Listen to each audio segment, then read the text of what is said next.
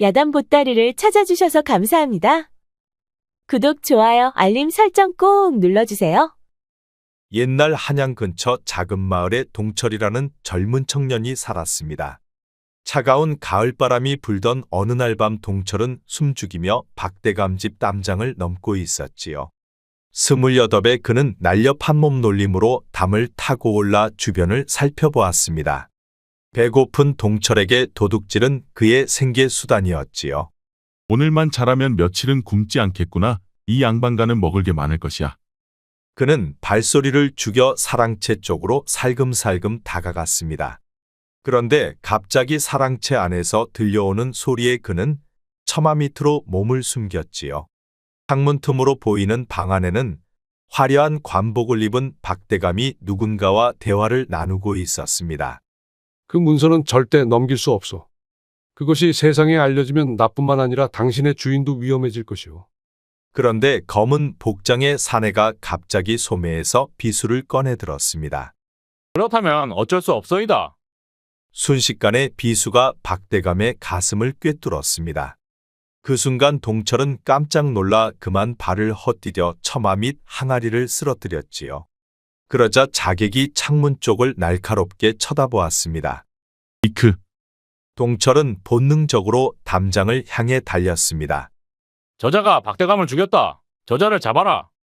동철은 필사적으로 담장을 넘어 골목길로 뛰었습니다. 심장이 터질 듯 뛰었고 식은땀이 등줄기를 타고 흘렀지요. 뒤에서는 동철을 쫓는 소리가 들려왔습니다. 동철은 어둠 속으로 몸을 숨기며 필사적으로 달렸지요. 잡히면 살인죄를 뒤집어 쓸 판이었습니다. 동철은 밤새 달려 한양 외곽의 산속으로 들어갔지요. 숨이 턱에 차고 다리는 후들거렸습니다.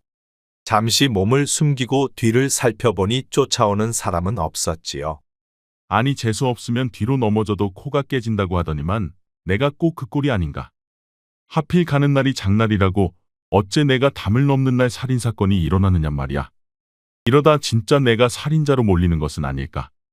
동철은 살인 장면을 목격한 것도 무서웠지만 그 사건을 뒤집어 쓰지는 않을까 무척 걱정이 되었지요. 며칠 후 동철은 한양에서 멀리 떨어진 마을로 향하고 있었습니다. 배가 고파진 동철은 주막으로 향했지요. 그리고 국밥 한 그릇을 먹고 나오는데 거리 공터에 사람들이 잔뜩 모여 있었습니다. 무슨 일인지 궁금한 동철은 그곳으로 가보았지요. 그리고 그는 깜짝 놀라고 말았습니다. 자신의 용모파기가 붙어 있었기 때문이었지요. 아니 내가 살인자라니 이런 억울한 일이 다 있단 말인가. 이제 이를 어쩌면 좋단 말인가. 동철은 살며시 그곳을 빠져나왔습니다. 도둑질로 생계를 꾸려온 동철은 자신이 사람을 죽이지 않았다고 관할을 찾아갈 수도 없었지요. 그런데 또 저 앞에서는 포졸들이 용모파기를 들고 사람들 얼굴과 일일이 대조를 하고 있었습니다. 이러다 자칫하면 잡힐 수도 있겠구나. 그는 사람들과 포졸들의 눈을 피해 산 쪽으로 향했습니다. 그리고 산에 도달하자 그는 죽어라 달렸지요. 한참을 달려 마을과 멀어진 동철은 숨을 헐떡거리며 바닥에 주저앉았습니다. 이러다 정말 내가 살인자가 되는 것은 아닐까. 동철은 박대감을 죽인 사내만 생각해도 소름이 끼쳤습니다. 한양과 멀리 떨어진 이 마을에 나의 용모파기가 붙었다면 다른 마을에도 붙었다는 것이 아닌가. 그는 이제 전국에 자신의 용모파기가 붙었을 것이라 생각했지요. 그리하여 크게 낙심한 그는 계속해서 산속으로만 걸어갔습니다. 그렇게 얼마나 걸었을까? 어느새 해는 지고 저 멀리 암자가 보였지요. 그리하여 동철은 불빛이 보이는 암자로 향했습니다. 그리고 숨어서 기다리다 스님들이 잠들자 먹을 것과 옷가지를 챙겨왔지요. 그리고 그는 다음날 날이 밝자 입었던 옷을 벗어버리고 암자에서 가져온 옷으로 갈아입었습니다. 그러자 영락없는 스님 같아 보였지요. 허허, 내가 팔자에도 없는 스님이 되어버렸군. 그런데 그때 문득 동철의 머릿속에 뭔가가 스쳐 지나갔습니다. 그래 맞아. 스님 행세를 하면 감쪽같이 위장되는 것이 아닌가. 그럼 사람들한테 시주를 받아 밥도 굶지 않고 또 포졸들의 눈도 피할 수 있겠구나. 동철은 대단한 것이나 발견한 것처럼 무척 좋아했지요. 동철은 계곡에서 얼굴을 씻고 머리를 단정히 정리했습니다. 물에 비친 자신의 모습을 보니 어색했지만 도둑의 흔적은 찾아볼 수 없었지요. 동철이 며칠 동안 산길을 걷다 보니 깊은 산중턱에 작은 마을이 하나 나왔습니다. 해질 무렵 배고픔과 피로가 극에 달한 그는 마을로 내려가 보기로 하였지요. 이제 스님으로 위장한 자신을 아무도 의심하지 않을 것이라 생각했습니다. 이곳에서 요기도 하고 잠시 쉬어가야겠군. 마을로 내려가 보니 이상하리만치 조용했습니다. 대부분의 집 굴뚝에서는 연기가 피어올랐지만 남정네들의 모습은 거의 보이지 않았지요. 대신 집집마다 여인들이 저녁 준비를 하고 있었습니다. 그런데 그때 한 노파가 동철을 발견하고 반갑게 다가왔지요. 이런 외딴 마을에 스님이 다 오시다니 부처님의 은혜로소이다. 우리 마을은 전쟁 후 남정네가 귀한 곳이라 스님 같은 분이 오시면 더욱 반갑지요. 아, 그런 일이 있었구려. 나무아미타불 관세음보살. 부처님의 가르침에 따라 수행 중에 있으나 오늘 밤 묵을 곳이 없어 이렇게 찾게 되었습니다. 그렇다면 잘 오시었소. 어서 나를 따라오시오. 동철은 노파를 따라 마을 사당으로 들어갔습니다. 그런데 잠시 후 마을 여인들이 사당으로 모여들었지요. 그녀들은 모두 반가운 눈빛으로 동철에게 인사를 하였습니다. 스님 어서 오십시오. 오랫동안 이 마을에는 스님이 오시지 않았사옵니다. 그 말에 동철은 공손히 두 손을 모아 합장을 했지요. 아, 그랬었나요? 나무아미타불 관세음보살. 동철은 행여 불경을 읽어야 할 상황이 올까 무척 두려웠습니다. 헌데 여인들은 동철을 신기한 듯 이리저리 살펴보며 미소 짓고 있었지요.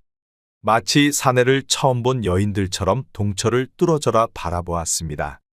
그런데 그때 한 여인이 음식을 들고 나타났지요. 다른 여인들보다 젊고 아름다운 그녀는 수줍은 미소를 지으며 동철 앞에 음식상을 내려놓았습니다. 스님, 멀리서 오셨으니 배고프시지요. 보잘것없지만 성의껏 준비하였사옵니다. 동철은 그녀를 바라보다 시선을 황급히 돌렸습니다. 그녀의 탐스런 입술과 하얀 목덜미는 너무 매혹적이었지요. 어느새 동철의 심장이 뛰고 있었습니다. 고맙소. 부처님의 자비가 그대와 함께할 것이요. 그런데 그대의 이름이 무엇이요? 저는 과부 옥섬이라 하옵니다. 아, 그렇소. 내 그 이름 꼭 기억하리다. 동철이 밥을 먹기 시작했는데 마을 여인들은 가지도 않고 식사하는 동철을 계속 지켜보고 있었지요. 동철은 안 보는 척 하면서도 밥 먹으며 여인들을 한 명씩 천천히 살펴보았습니다. 그런데 여인들 중에는 참으로 곱고 예쁜 여인들도 많았지요. 자, 이제 스님께서는 좀 쉬어야 하니 모두들 돌아갑시다. 동철이 밥을 다 먹고 나자 노파가 말했습니다. 그러자 마을 여인들이 일어나 동철에게 웃으며 인사하고 모두 돌아갔지요. 사당 안쪽 작은 방에 홀로 남은 동철은 자리를 펴고 대자로 누웠습니다. 아이고 좋다. 배불리 먹고 이렇게 푹신한 요 위에 누우니 세상 부러울 게 하나 없구나. 동철이 자리에 누워 천장을 보고 있었는데 갑자기 옥섬이라는 여인이 생각났습니다. 자신에게 밥을 가져다 준 것도 있지만 그녀는 너무 매혹적이었지요. 불빛에 비친 그녀의 목덜미는 그의 가슴을 뛰게 하였습니다. 아이고 내가 승려복을 입고 무슨 생각을 한단 말인가. 불경스럽게 시리. 아니야. 나는 승려복을 입었을 뿐 진짜 스님은 아니지. 동철은 매혹적인 옥섬의 입술과 목덜미를 떠올리며 이리 뒤척 저리 뒤척 하였습니다. 그런데 스님으로 위장을 하였으니 대놓고 들이댈 수도 없었지요. 내가 스님으로 위장만 안 했어도 오늘 밤 외롭고 쓸쓸히 보내진 않았을 텐데 에휴. 다음날 날이 밝자 노파가 동철을 찾아왔습니다. 스님, 밤새 잠자리가 불편하지는 않으셨는지요? 덕분에 편안히 잘 잤소이다. 쌓인 여독이 풀리니 몸이 한결 가벼워졌소. 그렇다면 참으로 다행이구려. 그런데 스님, 힘들게 저희 마을에 오셨으니 저희 마을 사람들에게 설법을 해주실 수는 있겠는지요? 노파의 말에 동철은 가슴이 철렁했습니다. 한 번도 설법은 해본 적이 없었지요. 어려서 어머님 따라 몇 번 절에 가서 들었던 기억밖에 없었습니다. 그는 어려서 들었던 설법을 빠르게 떠올려 보았지요. 그러자 어렴풋이 생각은 났습니다. 그리 해보겠소. 그럼 아침 식사를 마치시면 사당으로 오시면 됩니다. 노파가 돌아가고 동철은 어려서 들은 설법을 빠르게 생각해냈습니다. 그리고 아침 식사를 마치고 마을 사당으로 향했지요. 그러자 그곳에는 마을 여인들이 모두 모여 있었습니다. 그녀들은 서방이 없거나 시집가지 않은 처녀들 뿐이었지요. 동철은 정절을 하고 앉아 설법을 시작하였습니다. 부처님의 자비가 여러분과 함께하기를 바랍니다.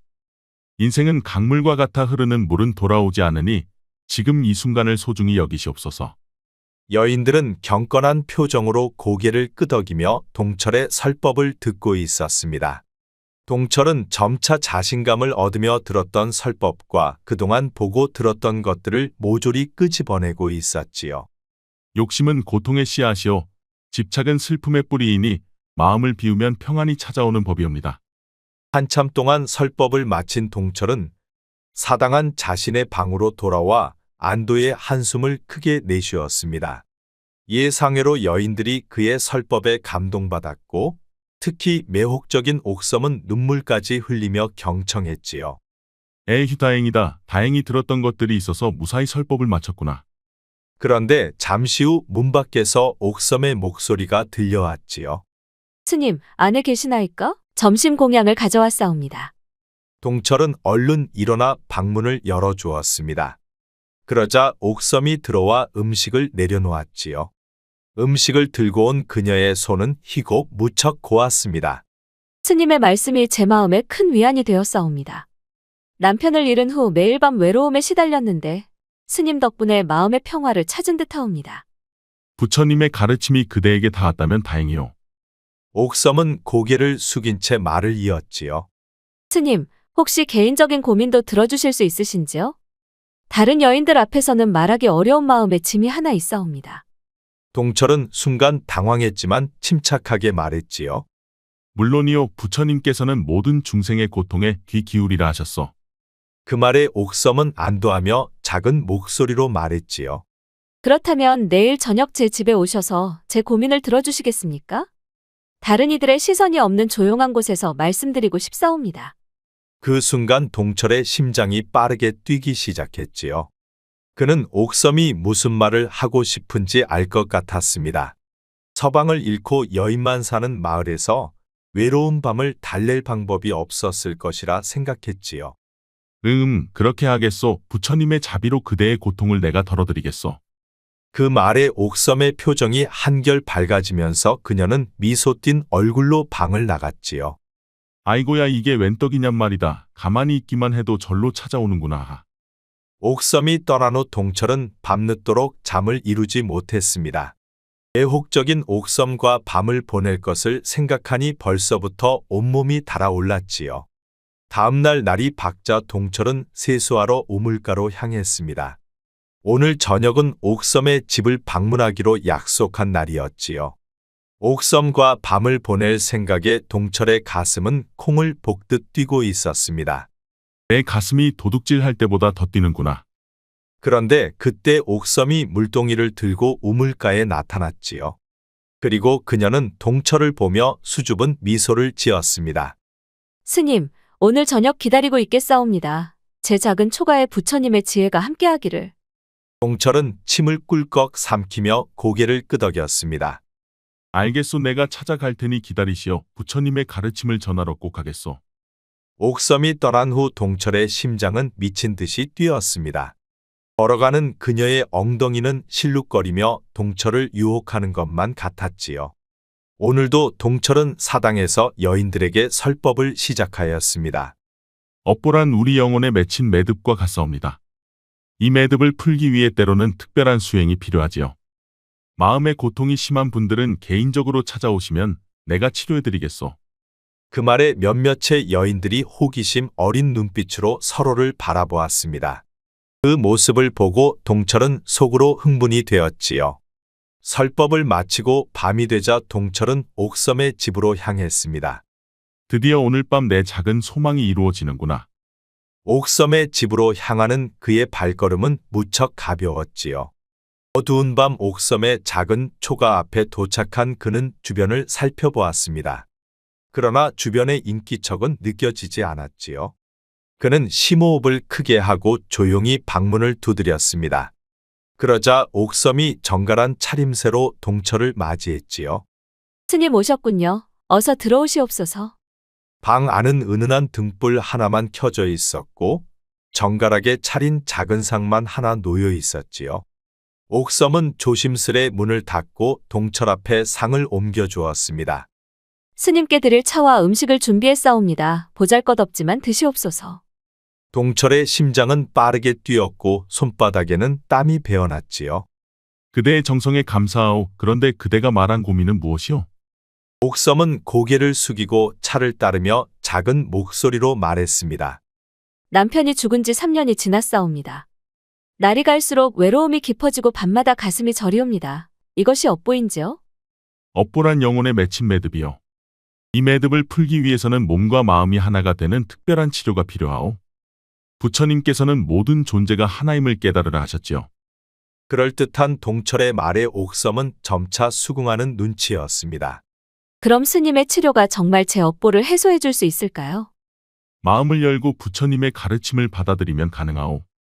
이것은 비밀스러운 치료법이니 다른 이에게 말해서는 절대 안 돼요. 옥섬은 고개를 끄덕였습니다. 그러자 동철은 천천히 그녀에게 다가갔지요. 먼저 마음을 비우고 모든 생각을 내려놓아야 하오. 이제부터는 나만 믿고 따라오시오. 동철은 그녀에게 손을 내밀었습니다. 매혹적인 그녀는 하늘에서 내려온 선녀와 같았지요. 동철은 그녀만 보고 있어도 가슴이 설레었습니다. 태어나 이렇게 아름다운 미인을 본 적이 없었지요. 잠시 후 방 안에서는 촛불이 꺼졌습니다. 그날따라 유난히도 달빛이 밝았지요. 달빛은 창호지를 비추고 방 안에는 은은한 분위기가 만들어졌습니다. 가짜 스님 동철의 심장은 뛰기 시작하였지요. 그리고 그날 밤 밤하늘에는 유난히도 별들이 반짝였답니다. 그리고 다음날 똥이 트기 전 동철은 옥섬의 집을 나왔지요. 옥섬의 집을 나오면서 동철은 너무너무 뿌듯하였습니다. 스님이라는 자리가 이리도 좋을 줄이야. 헌데 스님들은 이런 유혹을 참는다는 게 더 큰 고행이겠구나. 동철은 새삼 스님들이 존경스러웠습니다. 손만 뻗으면 얻을 수 있는 것을 애써 외면한다는 게 사내로서는 도저히 쉽지 않은 일이었지요. 사당 처소로 돌아가면서 동철은 다음 수행자를 떠올려 보았습니다. 그의 입가에는 미소가 넘쳐났지요. 다음 날도 설법을 하면서 동철은 여인들을 유심히 살펴보았습니다. 그는 다음 수행자를 물색하기 시작하였지요. 헌데 설법 중에 애정어린 눈빛으로 자신을 바라보고 있는 옥섬이 왠지 마음에 걸렸습니다. 부처님께서는 모든 고통에는 원인이 있고 그 원인을 없애면 고통도 사라진다 하셨어. 여러분의 외로움과 슬픔도 업보의 매듭을 풀면 해소될 수 있는 것이지요. 여인들은 경건하게 고개를 끄덕였습니다. 그런데 그때 뒤쪽에서 한 여인이 말했지요. 스님, 그렇다면 업보의 매듭을 푸는 구체적인 방법은 무엇인지요? 불경에는 그 방법이 나와 있지 않은 것으로 기억하옵니다. 그 말에 동철은 가슴이 철렁했습니다. 40살 가량의 범상치 않은 여인이 날카로운 눈빛으로 그를 주시하고 있었지요. 하지만 동철이 누구랍니까? 임기응변의 달인이었지요. 그것은 개인의 업보에 따라 방법이 다르오. 부처님께서는 각자의 길을 찾으라 하셨소이다. 흥미롭군요. 제 선친께서는 불경을 즐겨 읽으셨는데 그런 가르침은 들어본 적이 없사옵니다. 혹시 어느 경전에 나오는 말씀인지요? 동철의 등에서는 식은땀이 흘렀습니다. 그녀는 물러설 기미가 보이질 않았지요. 그것은 비전으로 전해지는 가르침이라 일반 경전에는 없어. 일부 고승들만이 알고 있을 뿐이요. 그 말에 그 여인은 더 이상 묻지 않았습니다. 그제서야 동철은 속으로 안도의 한숨을 쉬었지요. 설법이 끝난 후 동철은 우물가로 향했습니다. 그러자 그곳에 옥섬이 물을 깃고 있었지요. 방금 질문하던 분은 누구시오? 월선이라 하옵니다. 양반가 출신으로 학식이 높고 불경도 많이 읽으셨다 하옵니다. 그 말에 동철은 뜨끔하였습니다. 그렇구려. 그런데 그분이 다른 여인들에게 나의 설법에 대해서 어떤 이야기를 하시오? 특별히 하신 말씀은 없으나 가끔 스님의 설법에 대해 의문을 표하시더이다. 하지만 걱정 마시옵소서. 제가 스님을 믿사옵니다. 옥섬과 헤어져 방으로 돌아온 동철은 암자에서 가져온 불경을 펼쳐보았습니다. 그는 월선의 질문에 대비해 더 많은 구절을 외워야 할 것 같았지요. 그리하여 그는 밤새도록 불경을 외웠습니다. 흠월선이란 여인 하나 때문에 나의 계획을 망칠 수는 없지. 이곳에는 아직도 내가 치료해줘야 할 불쌍한 중생들이 많지 않은가? 동철은 아직도 많이 남아있는 여인들을 월선 때문에 포기할 수는 없었지요. 그리고 그날 밤은 다른 여인의 업보를 치료해 주었습니다. 그녀도 동철의 치료를 열정적으로 받아주었지요. 그리고 또 다음날 밤에는 다른 여인의 업보를 치료해 주었습니다. 그럴 때마다 동철은 입 밖에 내서는 안 된다며 주의를 단단히 주었지요. 그런데 어느 날부터 월선이 사당 근처에서 맴돌고 있었습니다. 아무래도 그녀는 동철을 의심하는 듯 하였지요. 아니 저 월선이라는 여인이 나를 감시하는 게 아닌가? 동철은 월선 때문에 자신의 계획이 틀어질 것 같았습니다. 그리하여 그는 월선 그녀를 어떻게 대처해야 할지 고민했지요. 그녀를 피할 것인가? 아니면 더 가까이 다가가 그녀의 의심을 잠재울 것인가? 며칠 후 동철은 밤이 깊어지자 다시 옥섬의 집으로 향했습니다. 월선의 감시 때문에 다른 여인들에게 접근하는 것이 불가능해졌기 때문이었지요. 촛불을 끄고 치료를 마친 옥섬은 동철의 가슴에 머리를 기대고 누웠습니다. 동철, 우리끼리 있을 때는 그대의 이름을 부르고 싶습니다. 그대 마음대로 하시오. 다른 이가 듣지 못하니 무방하오. 동철은 자신의 가슴을 베고 누워있는 옥섬의 머리카락을 쓰다듬었지요. 그런데 이상하게도 그녀에게서는 특별한 감정을 느꼈습니다. 단순한 욕망을 넘어 그녀에게서는 가슴이 따뜻해지는 느낌이었지요. 옥섬, 그대는 내게 특별한 존재인 것 같소. 이것이 업보의 인연인지 모르겠소. 동철, 그대는 내게 정말 특별한 사람이여. 나는 당신이 스님이 아니면 더 좋겠소. 서로는 서로에게 끌리고 있었습니다. 하지만 동철에게는 더 많이 남아있는 여인들도 무시할 순 없었지요. 동철은 옥섬을 가슴에 안고 이런저런 생각이 많았습니다. 그러다 아침이 되어서야 처소로 돌아갔지요. 그런데 아침 일찍 매화가 우물가에 나와 있었습니다.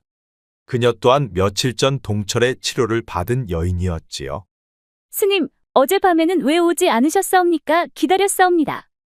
매화는 서운한 목소리로 말했습니다. 동철은 당황했지만 침착하게 말했지요. 깊은 명상에 빠져 시간을 놓쳤소. 용서하시오. 내일 밤은 그대의 업보 치료를 위해 꼭 찾아가겠소. 그런데 그때 옥섬이 우물가로 다가왔지요.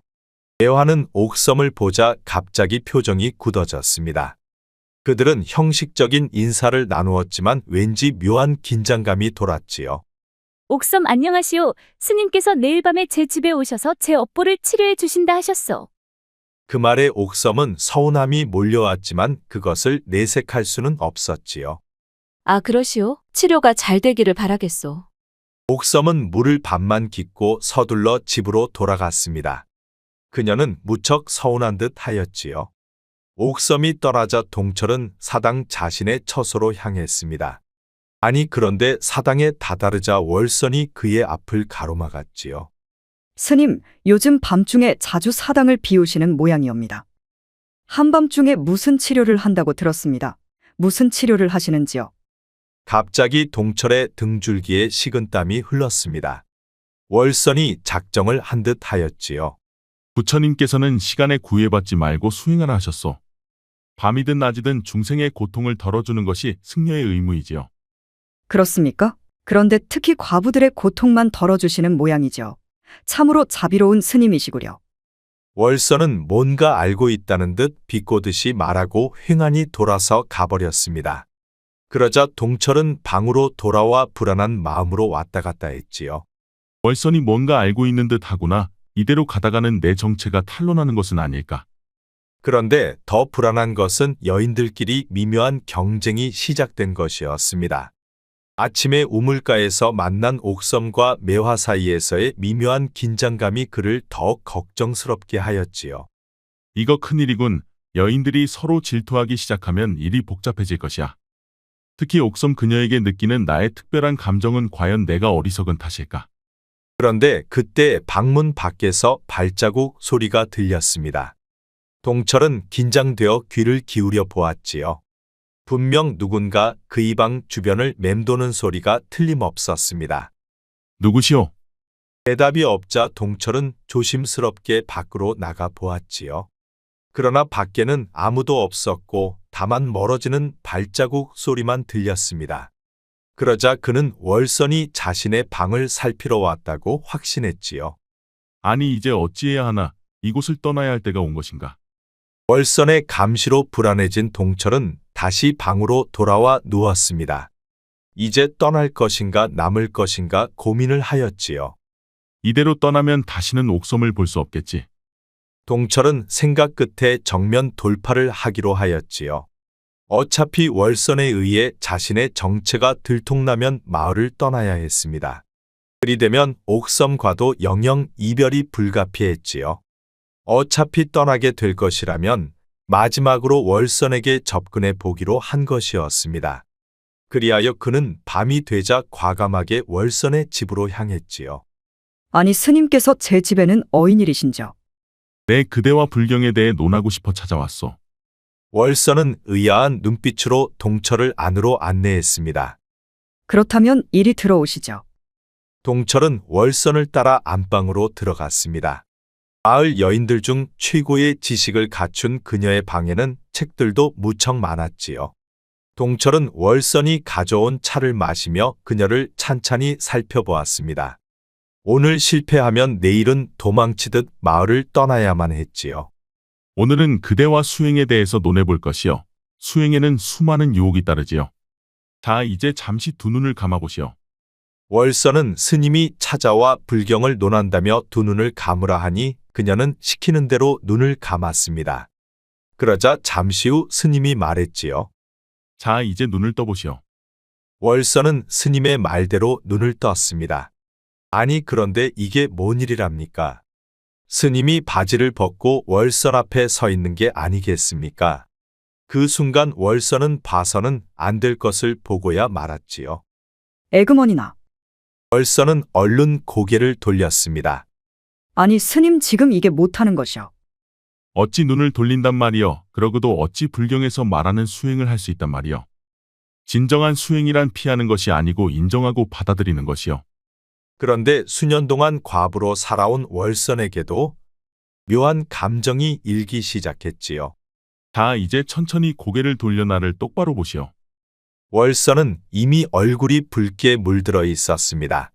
그녀는 천천히 고개 돌려 스님을 바라보았지요. 그리고 지금 이 순간 그녀의 머릿속에는 불경이란 없었습니다. 그녀는 자신도 모르게 스님의 손을 잡았지요. 그리고 월선의 방에 촛불이 꺼졌습니다. 그날 밤 월선은 자신의 감정에 충실하였지요. 밖에는 둥근 달이 유난히도 반짝였습니다.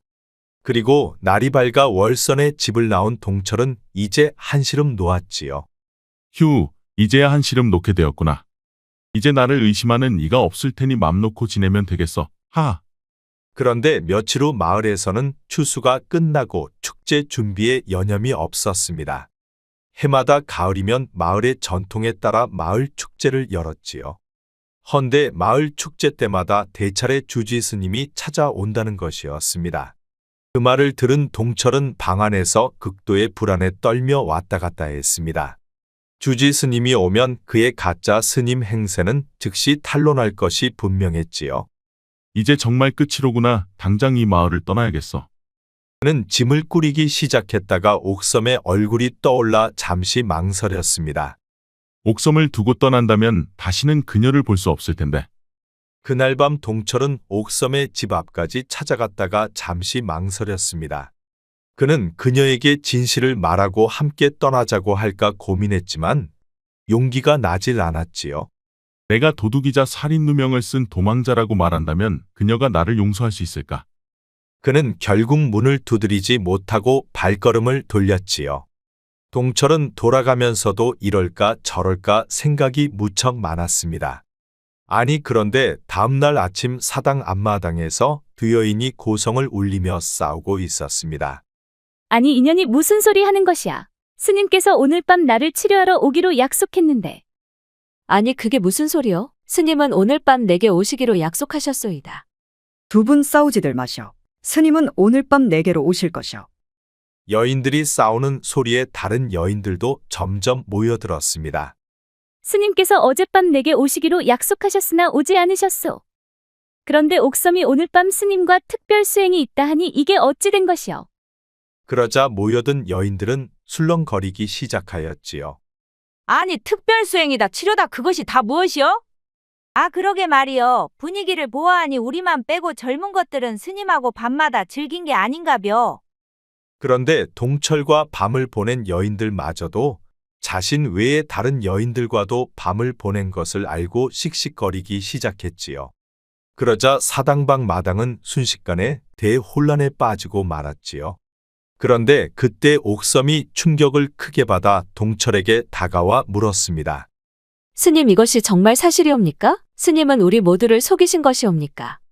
동철은 더 이상 숨길 수가 없었습니다. 옥섬, 하지만 그대에 대한 내 마음만은 진심이었어. 그의 말이 채 끝나기도 전에 분노한 여인들이 일제히 달려들었습니다. 이런 사기꾼 같으니라고. 이놈이 스님 행세를 하면서 젊은 것들을 죄다 건드렸구만.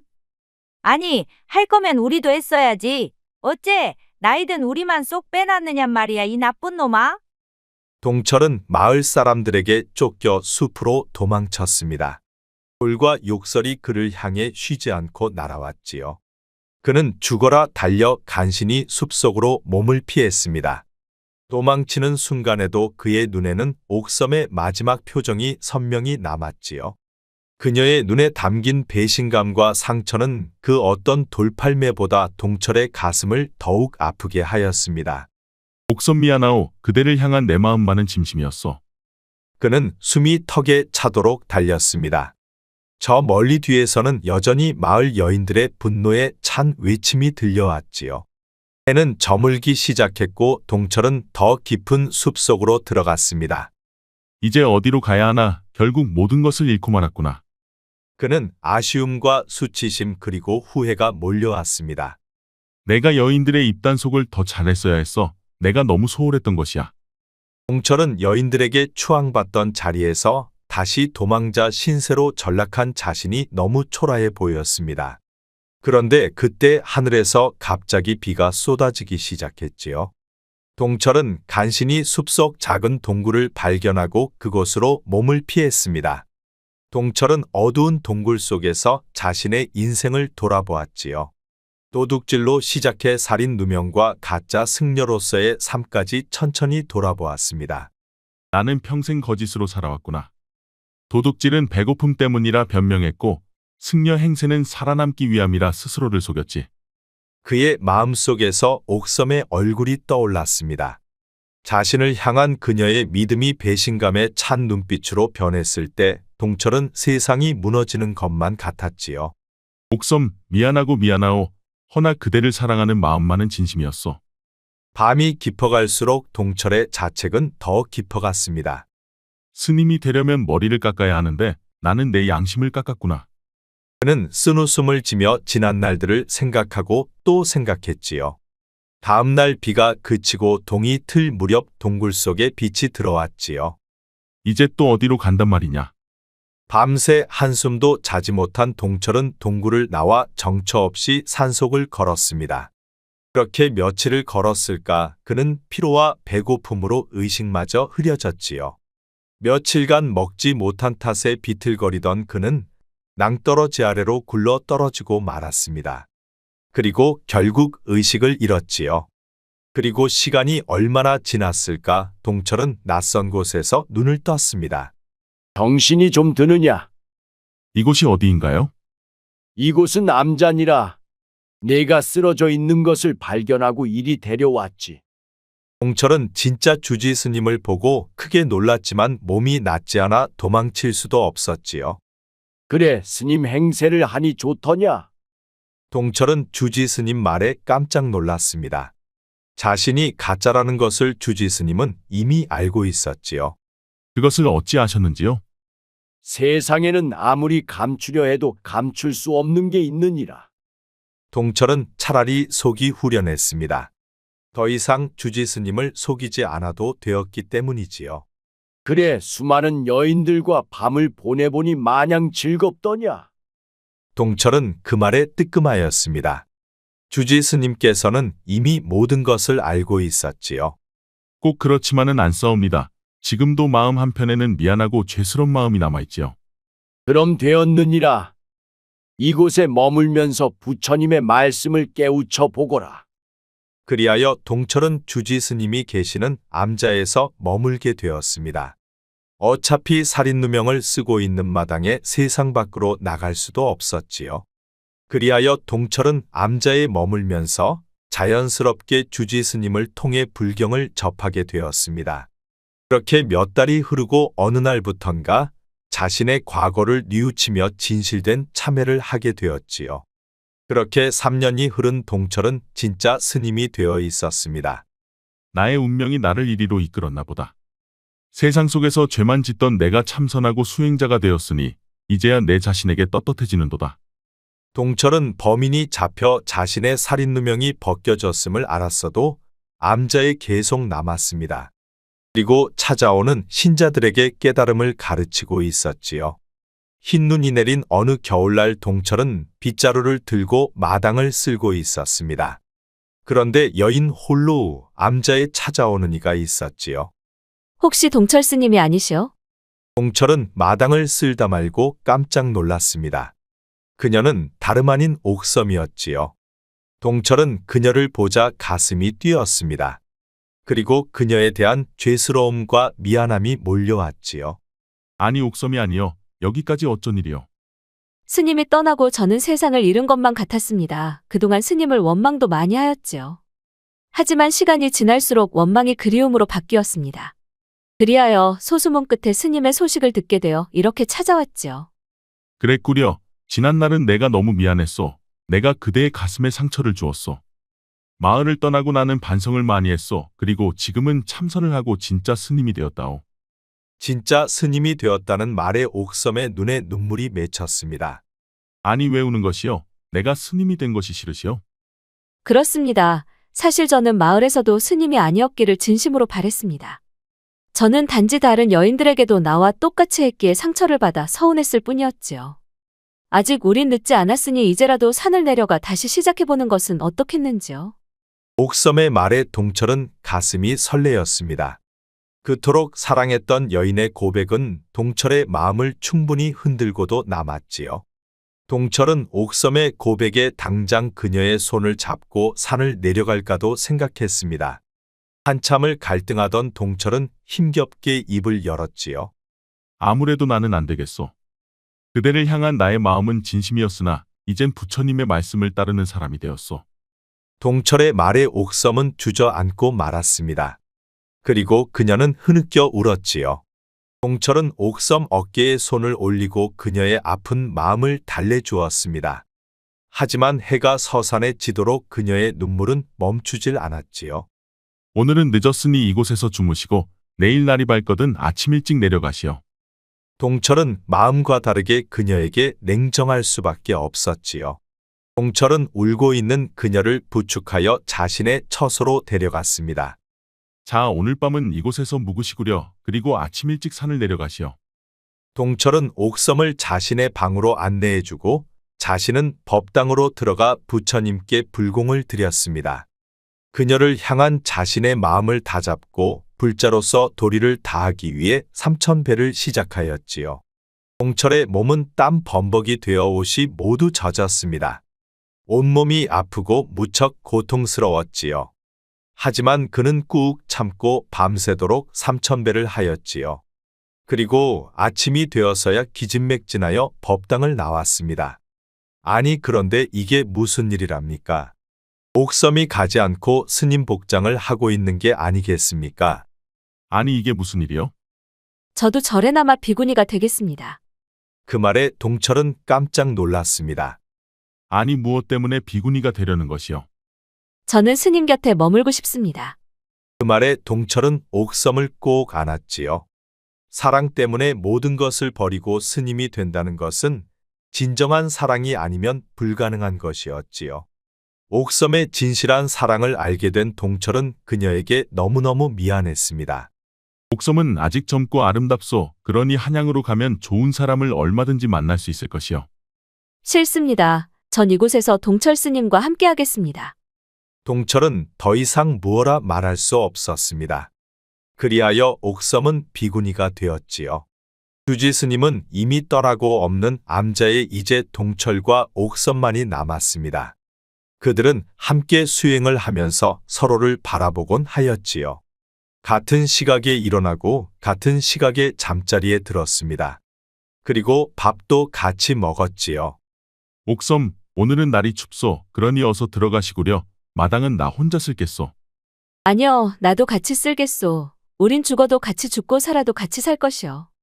그렇게 두 사람은 서로를 위하며 힘든 일도 항상 같이 했지요. 그리고 태풍이 부는 밤에는 둘 다 잠을 이루지 못하고 서로를 걱정하였습니다. 저렇게 바람이 세게 부니 옥섬이 무서워 잠을 이루지 못하겠구나. 오늘따라 유난히 바람이 거칠게 불어대니 너무너무 무섭구나. 오늘 밤만 한 방에서 같이 자자고 말해볼까? 불교에서는 허물을 뉘우치면 죄는 차차 엷어진다는 말이 있습니다. 죄를 지으면 참회를 통해 죄를 씻어낸다는 의미이지요. 우리가 살다 보면 누구나 알게 모르게 죄를 짓게 되는데 여기서 둘로 갈라진답니다. 어떤 사람은 반성하고 뉘우치는 반면 그렇지 않은 사람들도 많은 편이지요. 그러니 우리는 항상 반성하는 자세로 주어진 삶에 임하는 것이 맞지 않을까요? 구독과 좋아요, 알림 설정 꼭 부탁드립니다. 앞으로도 재미있는 이야기가 많으니 다른 영상도 재미있게 봐주세요. 우리 이야기가 재미있으셨나요? 그럼 여러분 모두 오늘도 행복하고 즐거운 시간 되세요.